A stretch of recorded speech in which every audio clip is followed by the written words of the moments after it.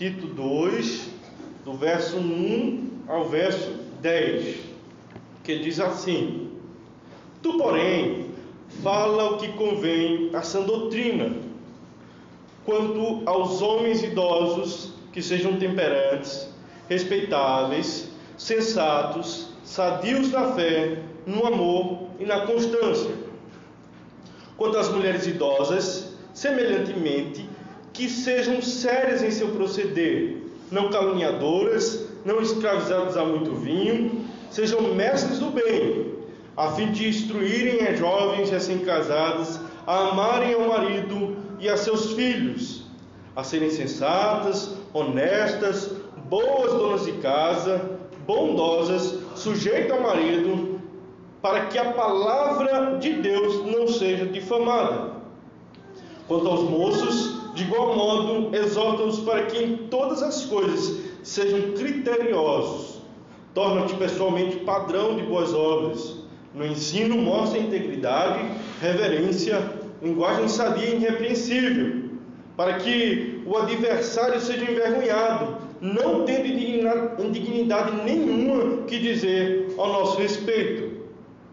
Quanto aos servos, que sejam em tudo obedientes ao seu Senhor, dando-lhe motivo de satisfação. Não sejam resmungões, não furtem, pelo contrário, deem prova de toda fidelidade, a fim de ornarem em todas as coisas a doutrina de Deus, nosso Salvador. Oremos ao Senhor. Senhor nosso Deus, nosso Pai, ó Deus, te pedimos, Pai, nesse momento, crava a Tua palavra no nosso coração.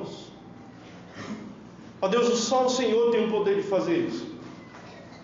Ó Deus, não há eloquência, não há oratória, ó Deus, que possa fazer, Senhor, esse trabalho.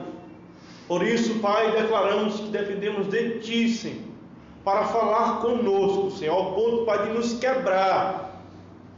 Ó Pai, precisamos, Senhor, da Tua palavra para nos guiar, Senhor, porque sem ela, Pai, estaremos perdidos, Senhor, a mercê de cegos, ó Deus, guiando outros cegos, e se formos e continuarmos a segui-los, cairemos no buraco.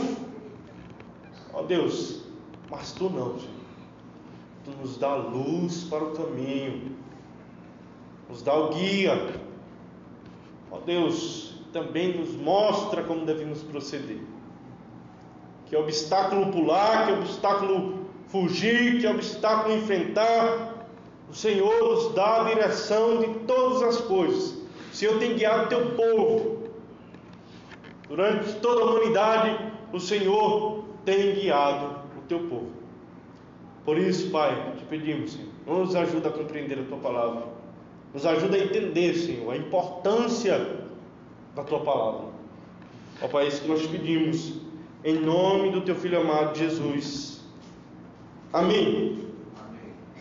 Irmãos, nós estamos na carta de Tito e já tratamos de alguns assuntos. Nós vimos que Tito está sendo instruído por Paulo. E o capítulo 2 ele começa chamando a atenção de Tito, dizendo o seguinte: tu, porém, fala o que convém à sã doutrina. Aí 2 pontos. E ele começa a relatar o que convém à sã doutrina. E ele vai falar a respeito dos componentes da Igreja de Cristo. Ele vai falar dos homens idosos, do verso 7 ao 8, ou do ministro, do verso 7 ao 8, dos homens idosos, no verso 2, das mulheres idosas, das mulheres jovens, dos moços e dos servos. Nós vemos que Paulo, ele vai chamar a igreja, as igrejas que estavam na ilha de Creta, a um viver prático e diário. Nós vemos que no capítulo 1, Paulo começa exortando a Tito para que ele fizesse uma seleção, ele fosse bem criterioso na escolha do episcopo, do pastor, dos pastores daquelas igrejas, ao ponto que toda aquela lista de qualidades faria uma triagem na vida dos ministros que estavam exercendo autoridade na ilha de Creta.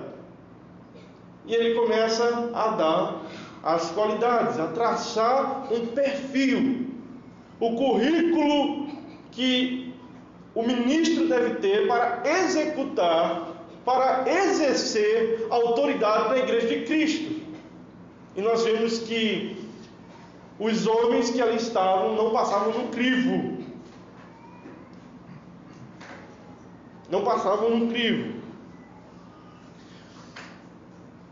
E logo após, Tito é instruído no capítulo 2 a incentivar a igreja de Creta, os irmãos que estavam em Creta, a viverem uma vida piedosa. E Paulo ele começa com o ministro, dizendo, olha, uma indicação, Tito faz isso. E nós vemos que no verso 7 e 8 ele continua falando acerca do ministro. Por isso que falamos primeiro acerca do ministro, o que o ministro deveria fazer, pelo que ele deveria zelar. Mas nós vemos que o apóstolo Paulo, ele está visando a mudança no comportamento diário. Ele está visando um viver simples no dia a dia. E ele busca deixar em evidência quais são as mudanças necessárias para a vida de seu Zé da barraca, Dona Zefinha, a minha vizinha, e da Maria e do Júnior. Ele vai tratar com todos. De forma geral, vai tratar com todos. Ele quer trazer de novo as igrejas em Creta a uma realidade do viver o Evangelho. E nós vamos notar uma coisa bem legal. Paulo, ele vai falar acerca dos defeitos, apresentando os remédios. É como se alguém dissesse assim, olha, eu tenho dipirona, e você já sabe que dipirona é para dor de cabeça, e você vai dizer, quem é que está com dor de cabeça? Alguém está com dor de cabeça. Ou quando alguém estiver com dor de cabeça, tome o analgésico. Então nós vemos Paulo chamando a atenção dos ministros, dos idosos, das mulheres idosas. E nós compreendemos que o viver na simplicidade do Evangelho é mais complexo do que imaginamos. O viver uma vida diária no Evangelho é mais complexo. Ter uma vida simples é complexo. Porque nos enredamos para vários caminhos tortuosos. E não nos contentamos com a simplicidade do Evangelho. É como se o Senhor disse, vem por aqui, você se desvia e começa a pegar atalhos. E esse atalho lhe leva a vários obstáculos que o Evangelho nunca ia trazer. E você depois fica perguntando assim, por que, Senhor? Ou por que, Senhor, estou passando por isso? Você pegou um atalho que não era para ter.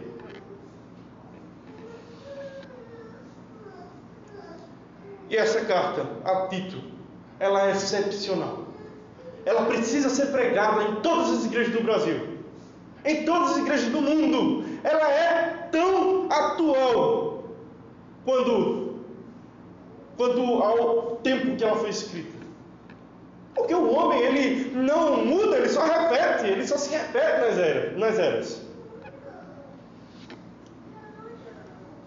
Nós vimos que seu Zé, homem idoso, Paulo diz, olha, cadê o respeito? Vocês têm que ser honrados.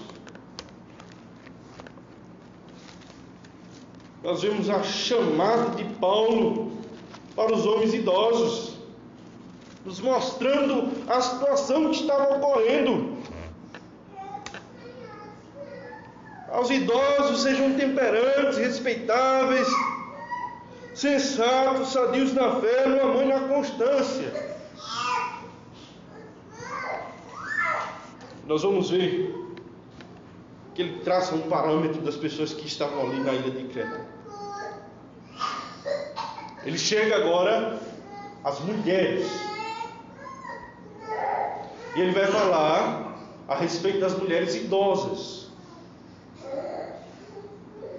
As mulheres idosas, ele vai dizer, olha, que elas não sejam caluniadoras, que elas não sejam escravizadas ao vinho, mas que elas sejam mestras do bem. Quando fala mestre do bem, ela diz assim, então, olha, vocês mulheres mais idosas, vocês agora estão numa idade que vocês não podem, não devem se entregar a vícios. Vocês têm um papel muito importante dentro da igreja, que é instruir as mais novas. Vocês têm que mostrar a ela o trajeto, mostrem a elas o trajeto que se deve percorrer, ensinem elas com as suas falhas, ensinem elas com os seus acertos, mostrem a ela onde elas podem errar, onde elas podem acertar, sejam mestres do bem. E nós vamos continuar a exposição, agora falando a respeito das mulheres mais novas. E Paulo vai dizer assim, olha, quanto às mulheres idosas, sejam mestras do bem, pulando. Por que mestras do bem? Porque elas têm um papel, elas têm um objetivo, a fim de instruírem as jovens recém-casadas a amarem ao marido e aos seus filhos, a serem sensatas, honestas, boas donas de casas, bondosas, sujeitas ao marido, para que a palavra de Deus não seja difamada. Quando fala aqui mulher recém-casada, essa recém-casada aqui não existe no original. É mulheres mais novas, sabe? Não existe não. Essa recém-casada aqui é uma dedução totalmente arbitrária da corrigida e atualizada. Mas aqui nós temos uma indicação que as mulheres mais velhas devem instruir. Elas devem instruir as jovens, as mulheres jovens a amarem ao marido, a amarem os seus filhos, a serem sensatas, honestas, boas donas de casa, bondosas e sujeitas ao marido. Esse versículo, ele é tão odiado. Vocês não têm ideia. Ele é odiado. As pessoas quando escutam ele, que é isso que está sendo dito aqui? Paulo não sabe nada. Eu já vi um comentário dizendo que Paulo era um solteirão frustrado, por isso que escreve coisas desse respeito às mulheres, colocando ela em um lugar que ele não deveria colocar, e também dizendo que elas não deveriam falar em público. Ele estava muito frustrado com as mulheres, sabe? Aquele teólogo que acha que a psicologia moderna vai explicar as escrituras, como toma a base humanista para poder aplicar as escrituras. Muita gente já cedeu a isso. Por isso que quando se lê isso aqui, vai se ler com estranheza. Assim, lugar de mulher onde ela quiser, rapaz. Muita gente falaria isso. A gente viu na pregação anterior, e eu dei uma introdução aqui bem extensa, da onde isso aqui começa.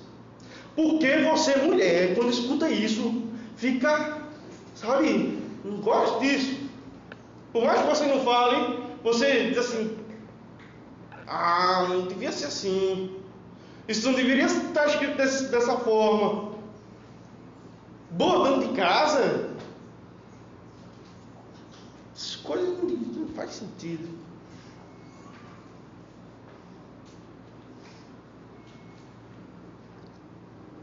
Nós vimos que isso não começa aqui agora. Isso vem lá, em Gênesis. Isso vem lá depois da queda. Nós temos uma dificuldade. Você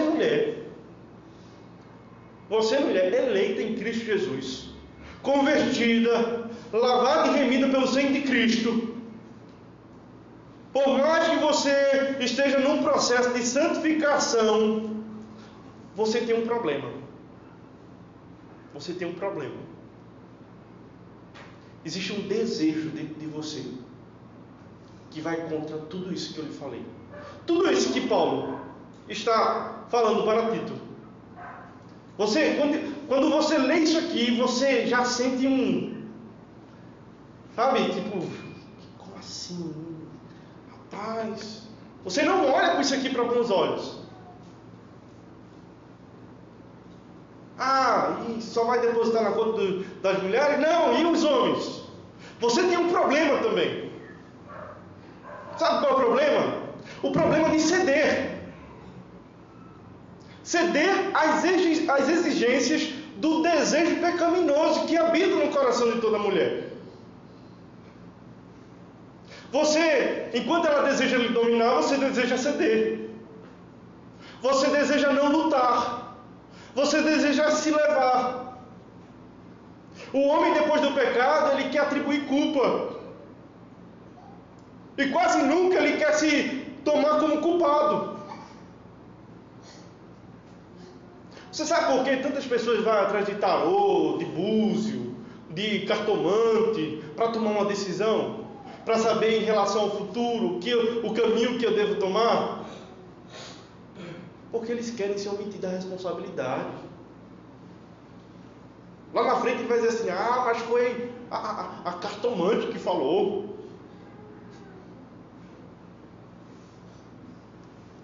Está empestado disso. Quer atribuir culpa. É só isso.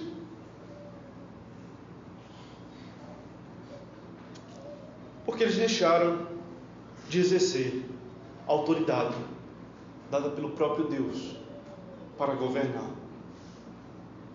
a mulher, porque ele sabe que agora a mulher não vai mais ser governada de uma forma simples. Agora ela vai ter o desejo de se colocar acima, ela vai ter o desejo de assumir o governo.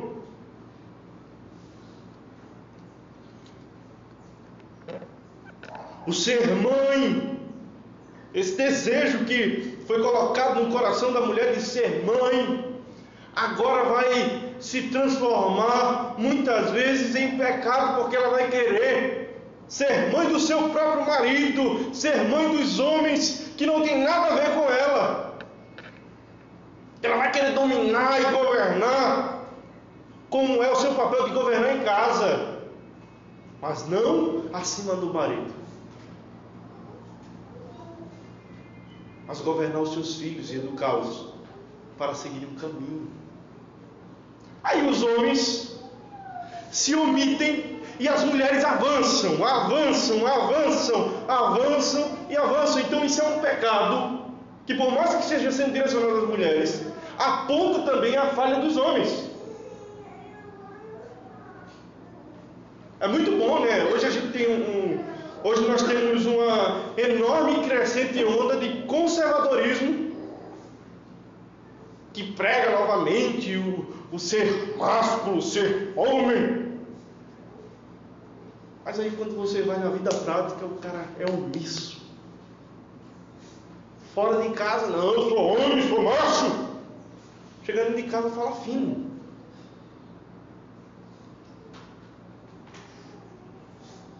Aí as mulheres olham assim, rangidas. Machista! Machista, isso é machismo. Mas tem uma coisa que não devemos dar vazão. Há um pensamento pecaminoso em relação do que é bom.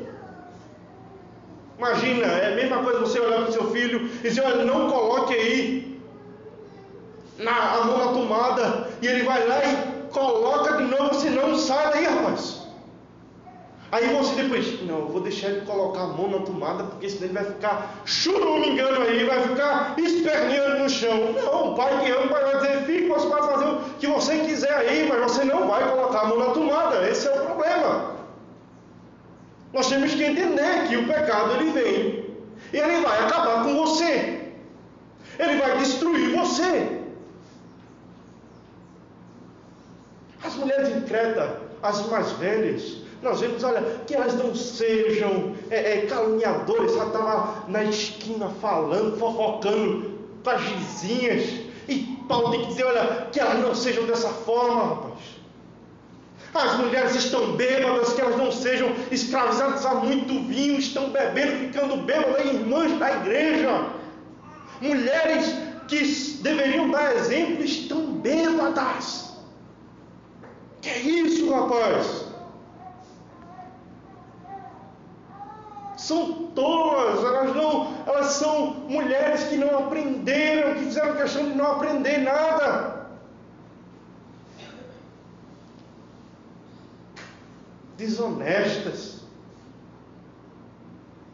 Sabe que agora, depois de velho, não dava mais para correr atrás do prejuízo.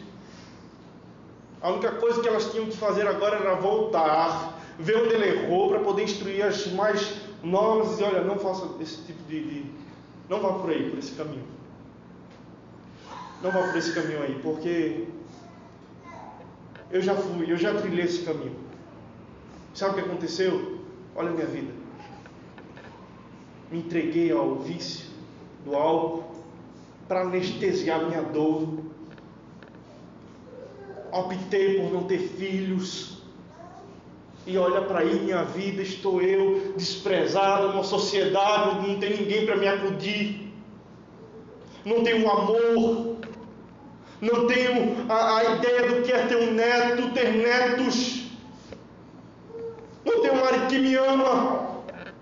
Um marido também infeliz, porque lutou, ganhou dinheiro, mas no final da vida viu que não tinha nada. Tudo isso era coisa que passava. Então elas tinham agora que parar de fazer o que elas estavam fazendo, olhar para trás, reconstruir o caminho, instruir as mais novas, dizer o seguinte, olha, não vá por aí. Não vá por aí. E Paulo diz assim, olha, vocês precisam instruir as mulheres mais novas. Sabemos que tem as exceções, são pessoas que não nasceram para casar, sabemos disso, que vivem para o Senhor, mas aqui ele está falando não está falando da exceção, ele está falando da visão geral, da regra. Ele está dizendo o seguinte, olha, as mulheres mais jovens, instruam elas a amarem aos seus maridos. A dedicação. Amar os seus maridos. Mulheres mais velhas, incentivem as jovens a amarem os seus maridos. E não era um romantismo sexual, não era um romantismo ditado pela sociedade, não era nada disso. Era amar de fato, era amar via mandamento, ame.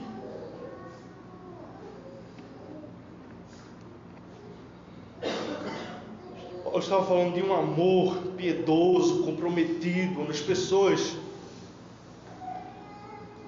elas assumem um compromisso, um amor pactual, disposto e determinado, ao passo de que seja ele saindo ele da sua formosura, entrar agora na área da sua velhice, onde já não mais existe formosura. Quando tudo isso passou, o amor ainda continua, porque é um amor pactual e não é um amor por circunstância. Eu vou amar meu marido até que, hoje se está assim, né?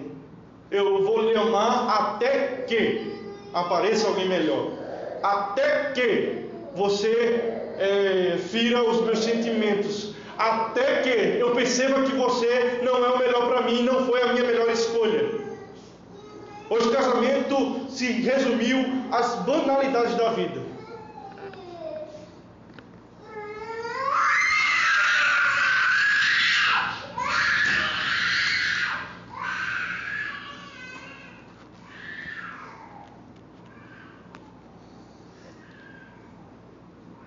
nós vemos que o amor é um exercício.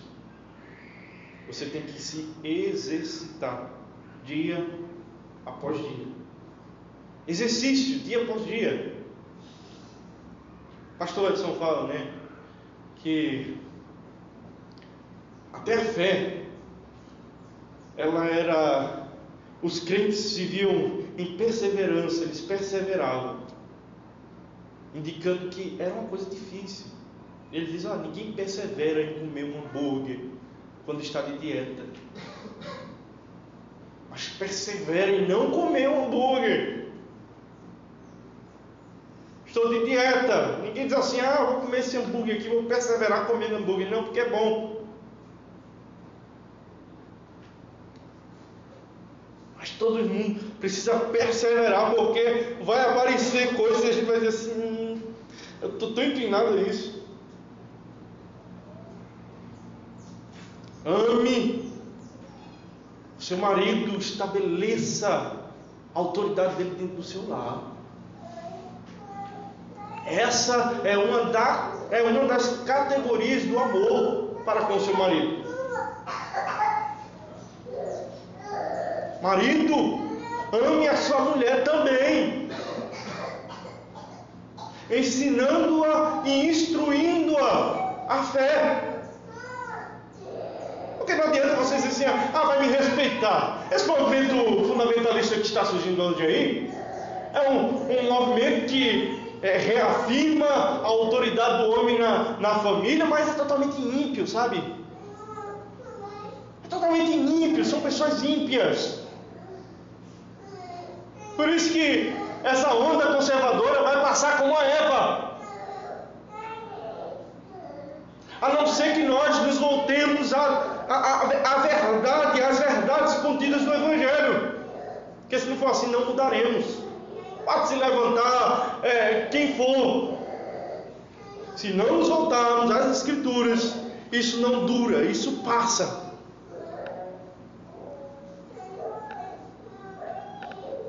A sua mulher não vai lhe amar se ela não amar a Deus. Esse que é o ponto.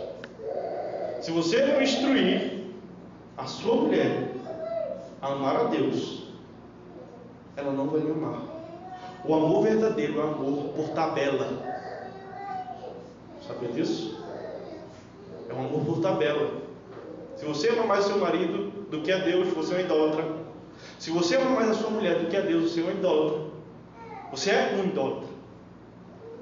O amor verdadeiro, ele é um amor que é tabela, é por tabela. Você ama a Deus e ama a sua esposa. Por isso que você está no trabalho e ela está em casa e você a respeita, ama, porque você primeiro ama a Deus, que está em todos os lugares, contemplando os bons e os maus. Instrua a sua mulher a amar a Deus. Instrua a sua mulher a se dedicar a uma vida piedosa.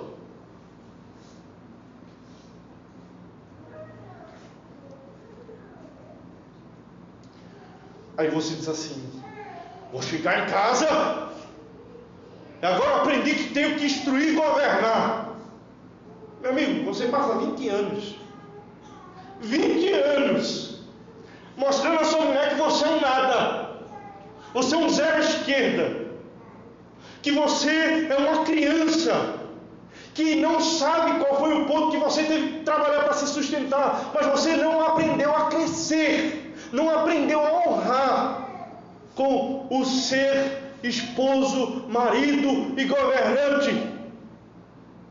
E você vai olhar e vai dizer do dia para o outro assim: você vai ter que me respeitar, você vai ter que me respeitar. Não é assim. Você agora vai ter que construir novamente o que você perdeu. A autoridade você perdeu, é como confiança. Ninguém ganha confiança quando não se dá. Sabia disso? Ninguém. Para eu ter confiança em você, eu tenho que dar confiança e você devolve. Aí eu faço: opa, deixa eu dar mais um pouquinho. Devolveu, opa, dá um pouquinho, opa, dá um pouquinho, opa. E quando vem a confiança está desse tamanho, aí você diz: agora eu confio plenamente nela. Mas é assim. É assim, vou chegar assim para alguém estranho: você confia nas pessoas? Eu disse: nem conheço. Eu nem digo confiança para ela. Como é que eu vou ter certeza que eu posso confiar nela? É um amor, sabe, sacrificial. E nós vamos entrar no mérito hoje de que as mulheres devem amar seus filhos. Amar seus filhos. Isso aqui é complicado.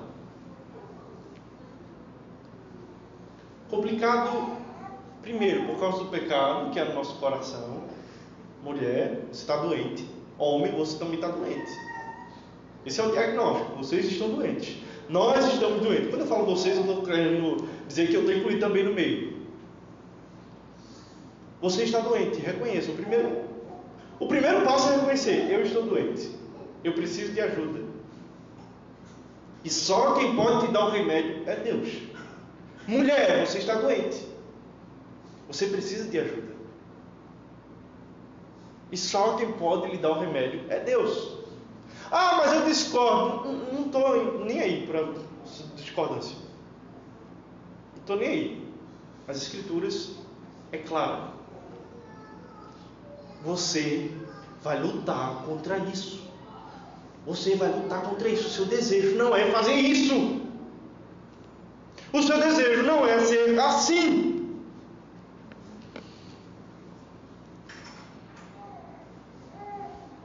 O seu desejo é dominar.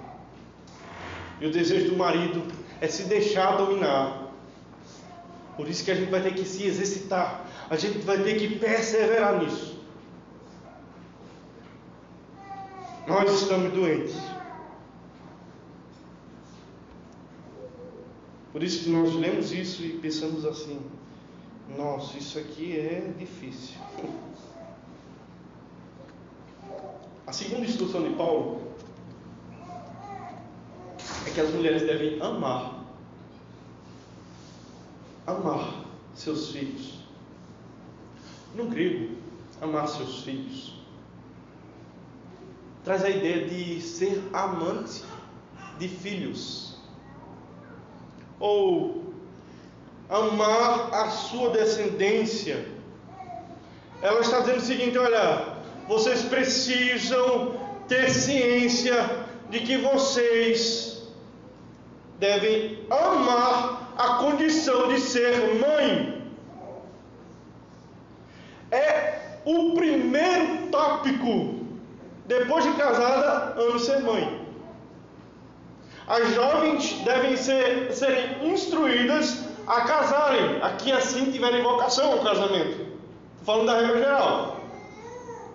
E depois que casarem, devem amar ter filhos, buscar ter filhos. Isso parece ser óbvio, mas não é tão óbvio assim. Não é tão óbvio assim. Olha, nós vamos ver que muitas coisas vão impedir das mulheres pensar sobre isso, sobre ter filhos. Existem N motivos que você vai se deparar. Não, para que ter filhos? Existe um livro chamado 40 Razões para Não Ter Filhos. E lá o autor, psicanalista, psicólogo, diz lá, olha, 40 questões para você não ter filhos. E isso é louvado na nossa cultura hoje. É louvado isso. Principalmente por causa do Estado, que quanto mais você estiver à disposição dele de forma fraca, você está à mercê do Estado. Quanto mais você está à mercê dele, mais ele gosta. Por isso que tanto assistencialismo. Bolsa isso, bolsa aquilo, para você depender dele. Ele quer que você dependa dele para tudo. Se um dia existir a possibilidade de você só poder respirar, quando o Estado disser respire, ele vai fazer e vai criar uma lei para você só respirar quando ele permitir. Essa que é a ideia. O salmista diz, olha, que o homem que tem muitos filhos, ele jamais será envergonhado. Jamais será envergonhado. Sabe por quê?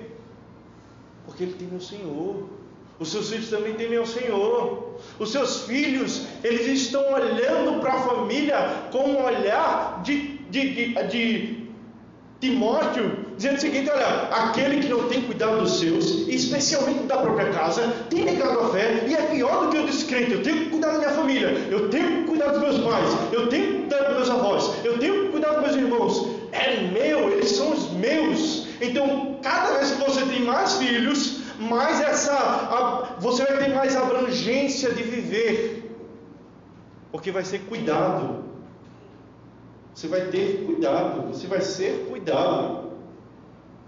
Você não vai estar nem aí se Michel Temer, Lula, sei lá quem entrar aí agora, vai cortar a sua aposentadoria, porque você tem a confiança de um lar que está bem estabelecido. Você não será envergonhado.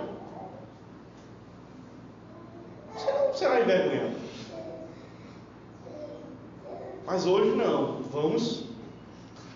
Antigamente existia uma prática, sabe, com os escravos. Porque essa realidade era bem expressa. Quem tem família tem laços. E quando era cristão, era uma coisa muito linda. Sabe, laços e compromisso, um com o outro. É da família. Aí sabe o que eles faziam? Eles diziam assim: a gente tem que produzir escravos. Comprar é caro. A gente vai fazer com que esses escravos, eles fiquem grávidos, as mulheres. Aí eles promoviam uma festa chamada bacanal. Colocavam os escravos para fazerem orgias entre si, para ninguém saber quem era o pai de quem. Para poder deixar a escrava grávida, o menino poder nascer e não ter força de alguém dizer assim: aquele é meu filho, eu preciso cuidar dele. Porque quando o Senhor estivesse batendo, ninguém ia tomar dor. Olha para isso. Por isso que a promoção da promiscuidade no nosso meio. Seja promíscuo, faça sexo todos.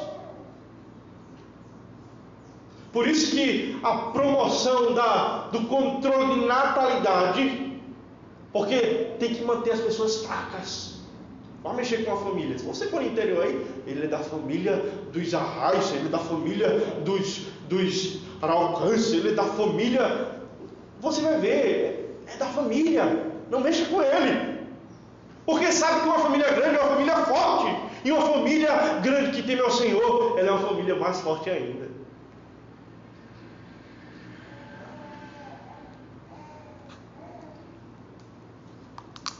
Mas o diabo, ele quer lhe acabar. Ele quer implantar ideias que vai contra tudo isso. Ele quer enfraquecer.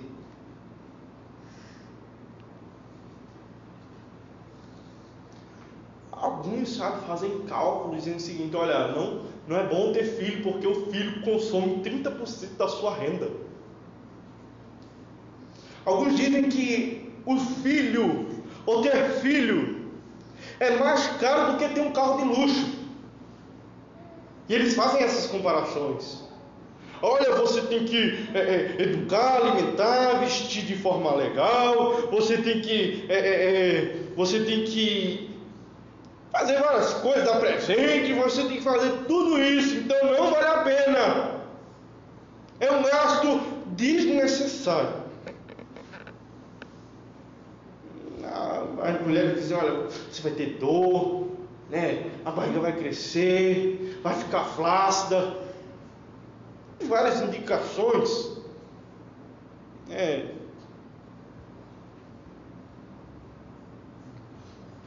Tem que priorizar a carreira.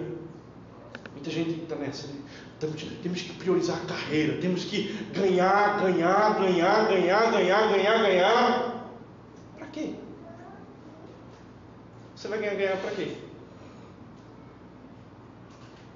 Se você der 1 milhão na mão de uma pessoa, diz o seguinte: olha, gaste, mas você não pode compartilhar com ninguém. Você vai gastar sozinho. Você não pode compartilhar com a sua mulher, você não pode compartilhar com o seu filho, com ninguém da família, com nenhum amigo chegado. Você não pode fazer amigos. Você só vai gastar esse 1 milhão com você. Vai ser o 1 milhão mais mal vivido que você já teve toda a sua vida. Porque o ser humano é um ser social. Aí você vai ganhar. Ganhar. Quando chegar lá na frente, você viu que tudo que você construiu, para quem ficará? É o tolo, né? Vai armazenar. E o próprio Deus disse: louco, hoje mesmo pediria a tua alma. O que tu tem preparado para mim? E o que tu tem? Para quem vai ficar? Então, tem várias perspectivas, sabe?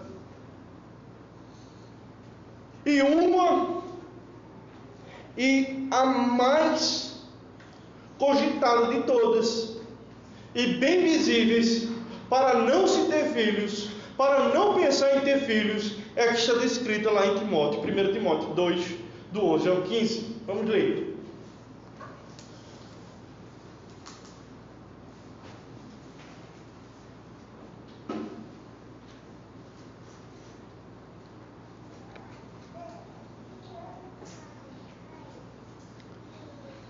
Vamos ler todos de forma uníssona. A mulher aprenda em silêncio. E não permito que a mulher ensine, nem exerça autoridade de homem. Esteja, porém, em silêncio. Porque primeiro foi formado Adão, depois Eva. E Adão não foi iludido, mas a mulher, sendo enganada, caiu em transgressão. Todavia será preservada através de sua missão de mãe, se ela permanecer em fé e amor e santificação com bom senso. Isso aqui dá uma complicação. As pessoas olham para isso. Esse verso ele traz muita confusão, divisão dentro da própria igreja de Cristo. Não vou entrar no mérito do silêncio, mas vou entrar no mérito da autoridade. Paulo, ele olha para as mulheres e diz assim: olha, peraí, vocês estão querendo exercer autoridade? Autoridade de homem na igreja? Vocês querem governar na igreja de Cristo? Como assim? Aí, por causa dessa ganância de querer governar, de querer mandar, ela se esquece de ter filhos. E Paulo vai colocar justamente as coisas no próprio eixo. E vai dizer o seguinte: olha, não é assim que você vai ser preservada. Não é assim que você vai ser feliz. Não é assim que você vai ser satisfeito em Deus. Você mandar não vai trazer nenhum benefício a você. Não traz preservação, salvação, não traz paz. Como é que você deve ser preservada? E ele vai dizer: olha, você deve ser preservada através de sua missão de mãe. A sua missão de mãe te preservará. Nossa. E aí, Paulo? Muitos dizem assim: não, mas isso era para a época de Paulo. Não. Paulo vai pegar e vai usar Gênesis. E ele vai usar o argumento supracultural, está acima da cultura. E ele vai usar a ordem da criação. E ele vai falar o que aconteceu na criação em Gênesis. Supracultural.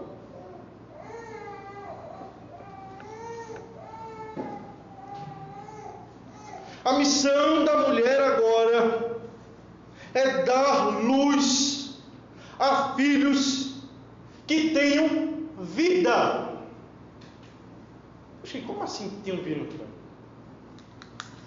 Gênesis 3:20. Vamos abrir Gênesis 3:20.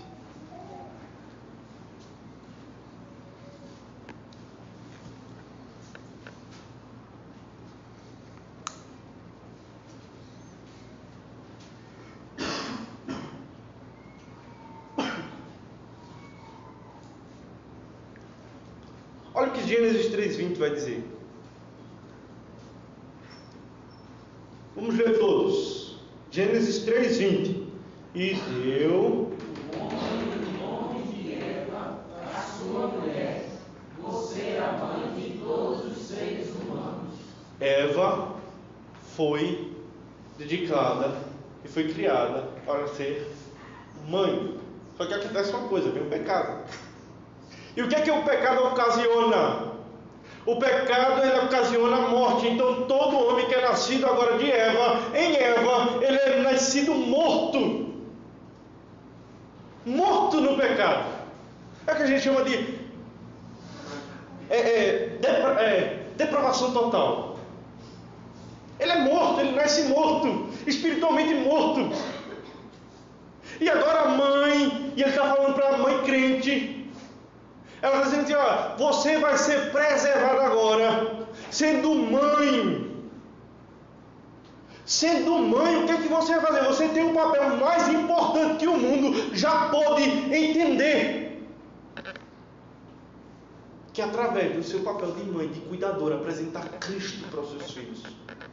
Ao ponto de que você vai torná-los vivos. Isso eu estou falando de uma perspectiva prática e não eterna.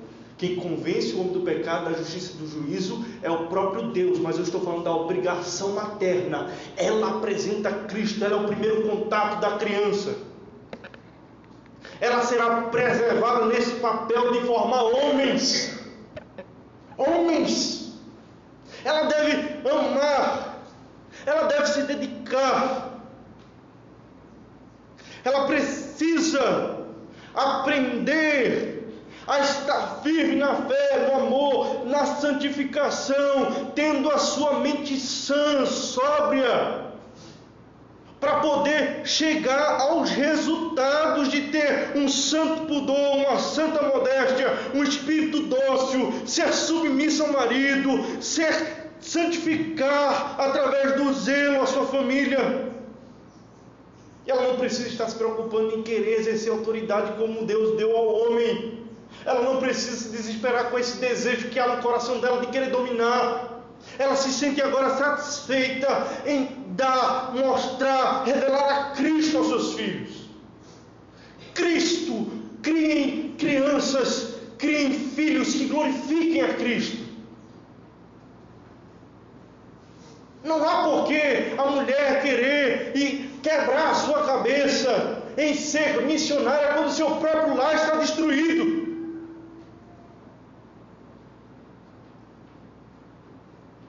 Não há para quê. Você vai nessas pseudos igrejas e você vê um monte de mulher lá assim, e o marido está onde? Está odiando ela porque em vez de ela fazer o que ela tem que fazer em casa, amar o seu marido, cuidar da sua família, ela se dá a desculpa de que está buscando a Deus a conversão do seu marido, buscando a Deus a conversão do seu filho que está drogado por causa de uma ausência materna. Porque quando a mãe dele deveria estar lá cuidando dele, ela estava fazendo outras coisas que não convêm.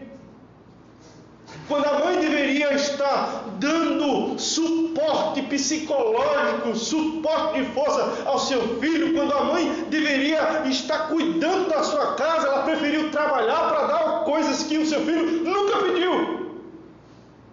Ela tenta colocar e projetar suas frustrações no seu filho. E diz assim, olha, quando eu era pequeno eu queria ter muito um carrinho. Eu tenho que dar um carrinho ao meu filho.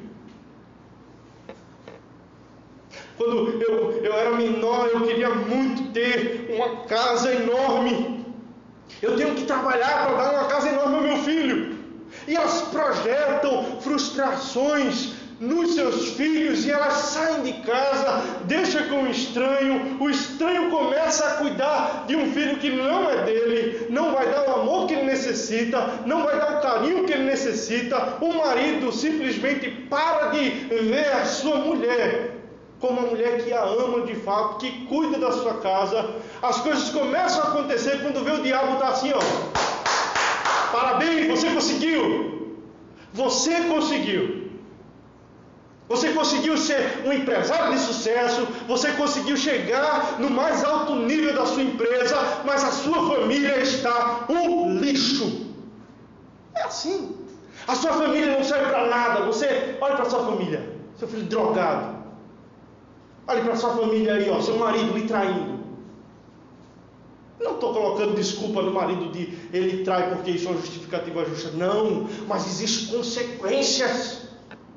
E Paulo está exortando, dizendo o seguinte: olha, vocês foram criados para a glória de Deus. Vocês são criadas para a glória de Deus. O diabo quer que vocês percebam ou deixem de perceber a grandiosidade de apresentar Cristo aos seus filhos, de terem Cristo para a glória de Deus. Só vou ter filho quando eu tiver 30 anos. Porque eu tenho que chegar onde eu planejei. Quem foi que disse que você precisa chegar aí? A vida não é feita do que você tem, gente. Porque você pode ser feliz sim, morando numa casa simples, tendo uma vida simples, porque ostentação hoje é ter uma vida simples. Olhe para a sociedade, todo mundo buscando o ter, todo mundo buscando. Olhe para a sociedade, olhe para a sociedade. Veja se eles têm alguma coisa a lhe ensinar. Tem, eles têm muita coisa a lhe ensinar. Eles estão buscando o que você acha que é bom para você. Mas você olha para a vida deles e diz: gente, por que ele não está alcançando a felicidade que estava traçada para eu ganhar?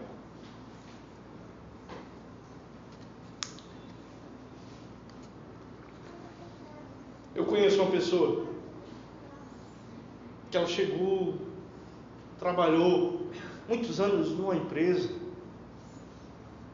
já velho hoje, um homem,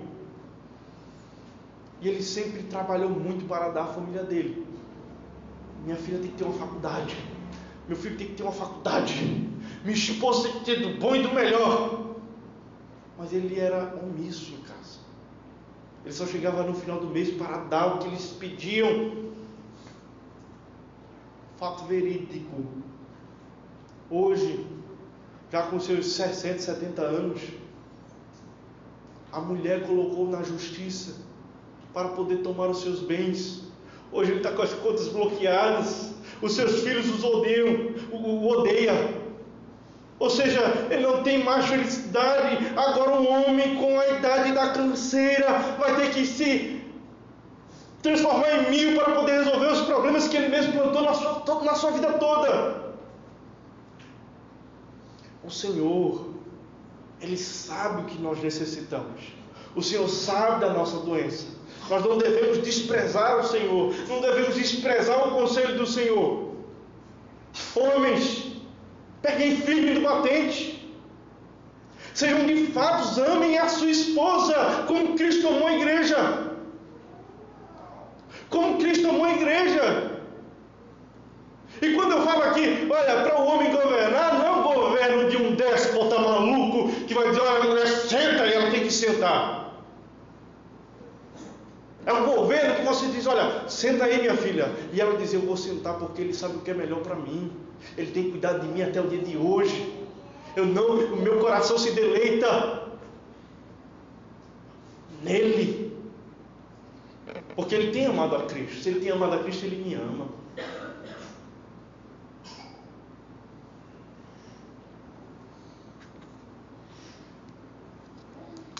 Não é salvação pela maternidade. Não é preservação pela maternidade. Mas é preservação na missão de guiar os seus filhos até Cristo. Muito hoje está se discutindo aí até que ponto a mulher deve governar dentro da igreja. Se ela deve pregar, se ela não deve pregar. Ora, estão errando porque estão focando na coisa errada. Estão focando no que a mulher não deveria fazer quando esquecem do que ela tem para fazer. Parece que elas ficam ociosas pensando coisas que não deviam. Os homens se omitem na sua missão. Aí elas olham para isso tudo e avançam cada vez mais. A pauta feminista tem avançado.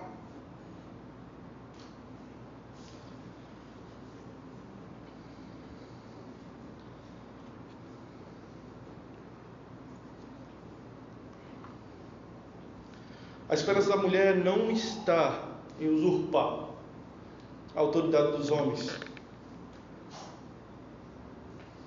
como sendo instrutores na Assembleia Pública, nem desprezar a propriedade dada por Deus aos homens, no sentido de dirigir os assuntos públicos dentro da igreja. Ela deve focar no que Deus chamou ela para fazer.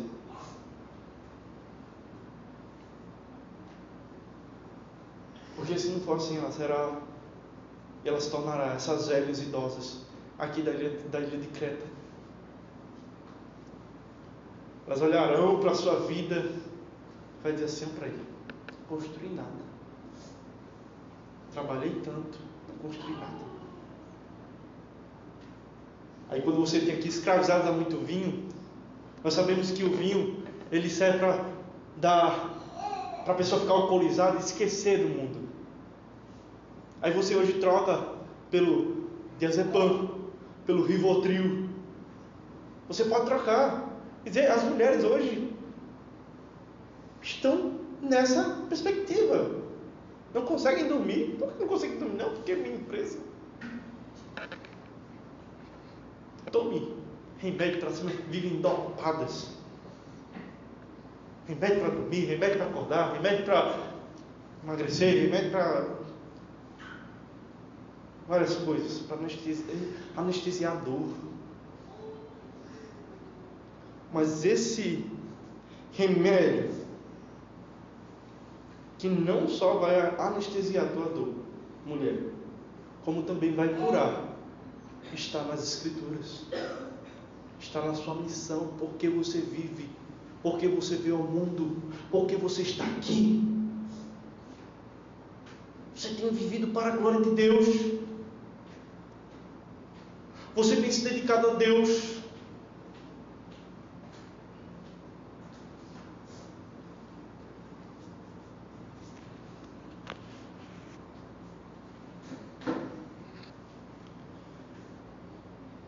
Deus, Ele vai instruir a mulher e dizer o seguinte: olha, e quando a mulher diz assim, eu tenho que galgar um emprego maior, eu tenho que galgar um status financeiro maior, eu tenho que galgar isso, eu tenho que ajudar o meu marido,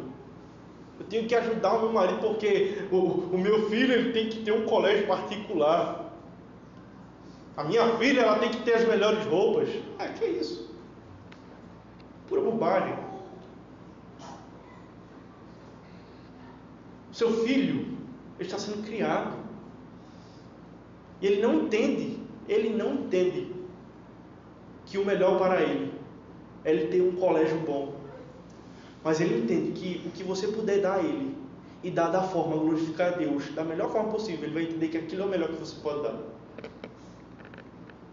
Não olhe para a grama do vizinho, não dizer, a grama do vizinho é mais verde. Saiba que a sua vida ela deve estar pautada nas possibilidades que Deus te deu. Se Deus me deu uma casa só para 2 quartos, eu vou viver na casa até um dia eu ter a possibilidade, querendo Deus, de forma a glorificá-lo, a casa maior. Mas quando não chega, eu vou ver para a glória de Deus. E meu filho vai saber que eu não vou estar dando a ele algo que eu nunca posso dar.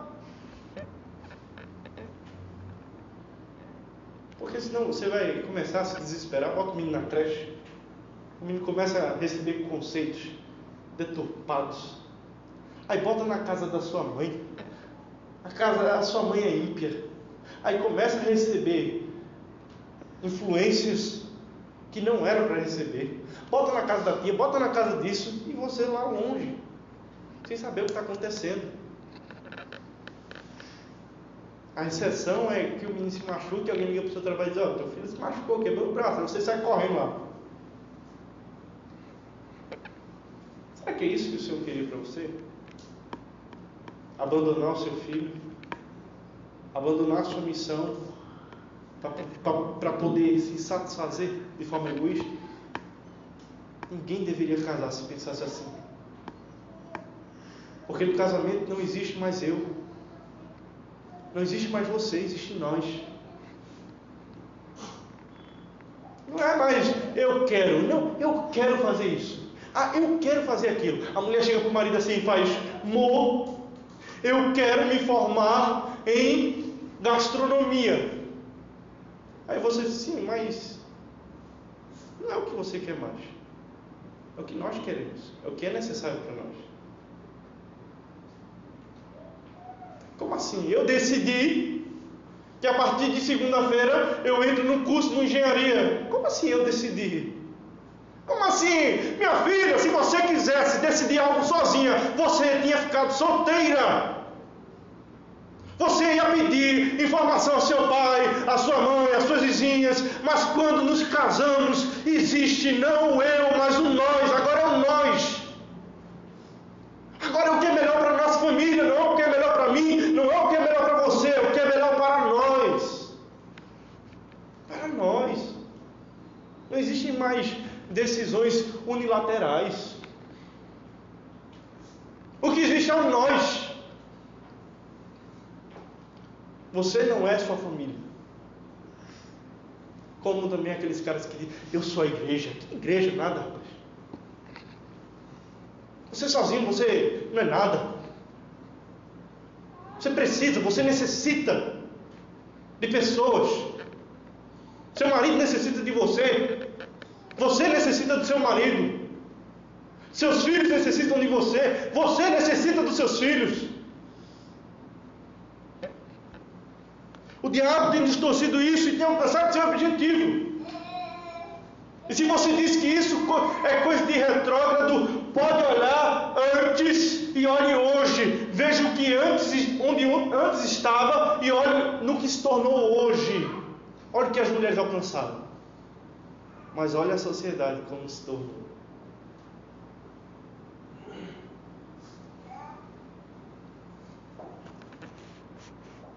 Olhe para a sociedade hoje. Você acha que toda essa distorção do papel feminino é algo bom? Olhe para o resultado. Não precisa ser especialista não, é só olhar para o resultado. Olhe para o resultado. Só olhe para o resultado. É isso que você quer para a sua família? Sua família é um pequeno reino. Sua família é um pequeno reino. Um pequeno reino, sabe? A sociedade é o fruto, é o reflexo da sua família. A sociedade é o reflexo das famílias. Se a sociedade está má, você acha que é por causa de quê? Porque a sociedade é má? Não, a sociedade é má, você é mau. Essa que é a razão. Porque a sociedade não ama a palavra? Porque você não tem amado. E está assim. Nós não temos amado como devemos. Essa que é a culpa.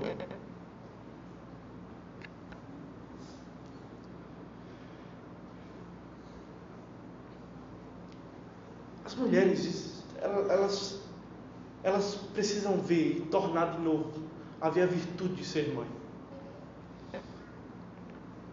Elas precisam disso. O ideal, ser mãe. Voltar novamente a ter essa ideia, sabe? As mulheres antigamente eram criadas com esse objetivo de serem mães, de cuidar. Eu não estou dizendo brincar de boneco. Estou dizendo de saber das responsabilidades. Eu conheço um casal que ele diz assim: não, eu quero ter 4 filhos. Os 3 estão na casa da sogra. Por que você quer ter 4 filhos? Porque eu quero ter. Mas não cuida das crianças. Não, é ter filhos e cuidar, é assumir as responsabilidades. É assumir responsabilidades com seus filhos. É saber que o Senhor vai pedir e que você preste contas. Para você ter ideia, de como é essa relação entre a mulher e o filho, o ser amante de filhos, a mulher que ama os filhos, para você ter ideia desse laço forte, para você ter ideia do que isso representa, a gente pode ir lá em Isaías 49:15. Já estou acabando.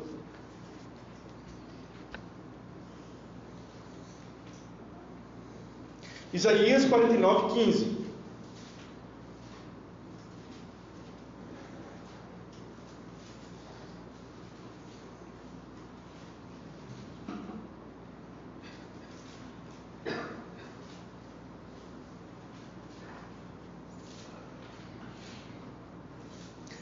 Isaías 49:15. Vamos ler de forma uníssona. Acaso pode uma mulher se esquecer-se do filho que ainda mama, de sorte que não se compadeça do filho do seu ventre, mas ainda que esta viesse a se esquecer dele, eu todavia não me esquecerei de ti. Opa, nós temos o próprio Deus falando para homens pecadores, dizendo o seguinte: olha, vocês já viram uma mulher se esquecer do filho que ainda mama? Vocês já viram ela se esquecer do seu filho? Tal é o amor que ela tem. Vocês já viram? Tal é o empenho em se apaixonar, em se dedicar, em dedicação total, em estar feliz, em dizer: meu filho, o que o Senhor me deu. Vocês já viram ela se esquecer? Mas se por acaso o pecado chegar ao ponto de fazer com que você se esqueça do seu filho, se por acaso a sua mãe lhe esqueceu na casa do vizinho enquanto ia fazer coisas que não deveria, se por acaso ela usou disso para tentar colocar um reflexo do que ela queria, não do que era necessário para você na sua vida, o Senhor diz assim: ó, se por acaso acontecer, eu todavia, o Senhor, não me esquecerei de você. Mas o ponto é, está vindo a comparação, mães, o seu amor reflete o amor de Deus para com o povo. Olha para isso. Mexa com os filhos de uma mulher para você ver. Ela vira uma leoa. Sabe? Não mexa com minha cria. Não mexa com minha prole. A mulher está ali, trazendo uma fortaleza para o seu filho. Porque ela tem amor, ela ama o seu filho, ela ama o ter filhos. A mulher, ela desenvolve certas características que os homens chamam assim do sexto sentido. É o sexto sentido. A mulher tem sexto sentido. Assim, rapaz, esse cara está mentindo. E você assim, como assim? Você nem conhece. Muitas mulheres falam assim: rapaz, olha, esse camarada, ele está mentindo. Para você ver, uma mulher que tem muitos filhos, ela é muito experiente na questão de relações humanas. Sabe por quê? Porque a mãe está ali, ó, atenta para o seu filho, para cuidar dele. E a primeira comunicação que ela tem com ela é uma comunicação não verbal. É uma comunicação que a criança não diz: tá doendo aqui, mãe. Mãe, estou chorando por causa de dor. Mãe, estou chorando por causa de fome. E a mulher, ela começa a prestar atenção no ser humano. E ela começa a ver. E ela diz: olha, esse choro é de dor. Esse choro é de manha. Esse choro é de fome. E ela começa a perceber. E ela diz: olha, meu filho, por que você está triste? Você fala: não lhe falei nada, mãe, porque eu lhe conheço. Eu conheço o seu semblante. O marido chega e mente para a mulher. E ela sabe que ele está mentindo, porque ela conhece a fisionomia dos seus filhos, já a instruiu para a vida. E ela olha assim: filho, tem coisa errada. Porque ela se acostumou a olhar para o seu filho não diz nada, mas já comunica a ela o que está acontecendo.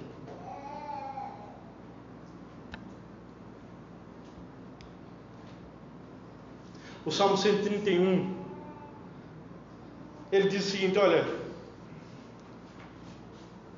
não é soberbo o meu coração, nem altivo o meu olhar, eu não ando à procura de grandes coisas, nem de coisas maravilhosas demais para mim.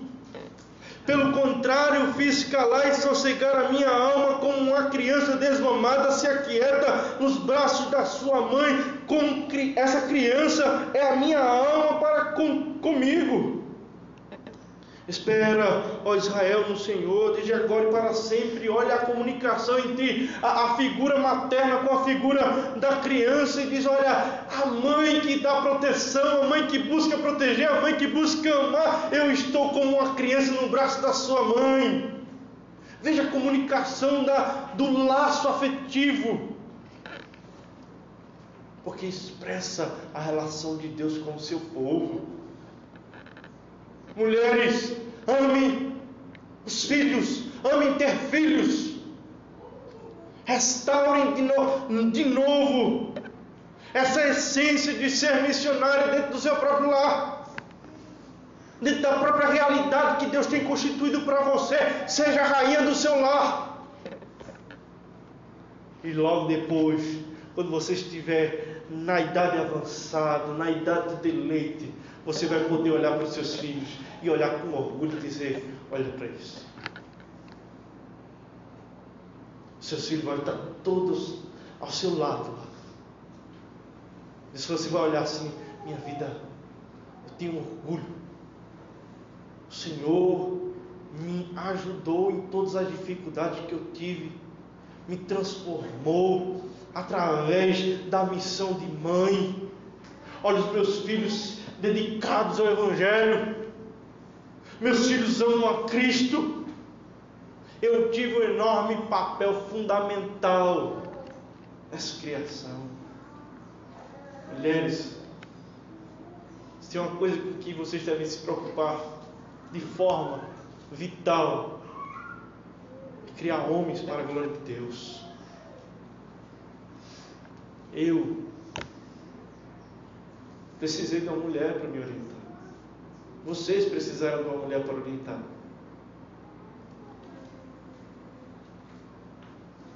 A mulher tem um papel fundamental em qualquer sociedade. Elas não são uma subcategoria. Não. Elas têm autoestima diante da visão que Deus nos dá do seu relacionamento para com a humanidade. Mas elas precisam retornar de novo ao senso de ser mãe, de criar homens para a glória de Deus, de formar um reino para a glória de Deus, de ser rainha do seu próprio lar. Não pense que é alcançando uma vida solitária, com muitos propósitos concluídos, que você vai ser feliz, mulher.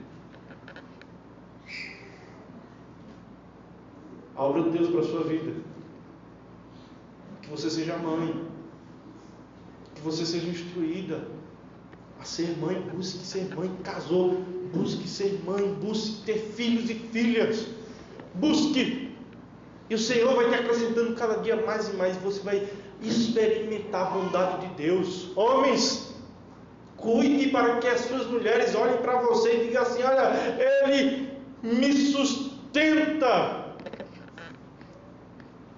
Não vai olhar para a mulher assim e dizer: tua obrigação é ter filho mesmo, vai para lá e eu fico para cá. Não, ajude.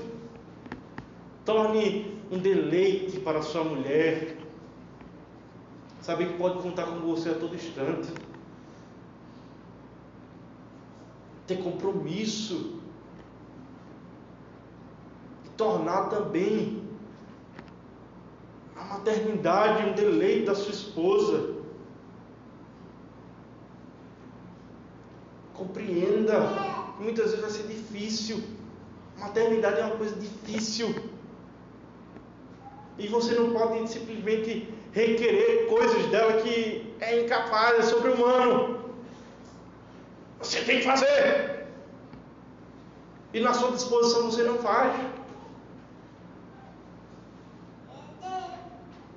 Lembre-se que o Senhor está falando acerca de nós e não de eu. Quando o Senhor fala de uma mulher casada, ela está falando acerca de nós. Quando o Senhor fala de um homem casado, Ele está falando acerca de nós. E não de tudo, não de você, mas de nós.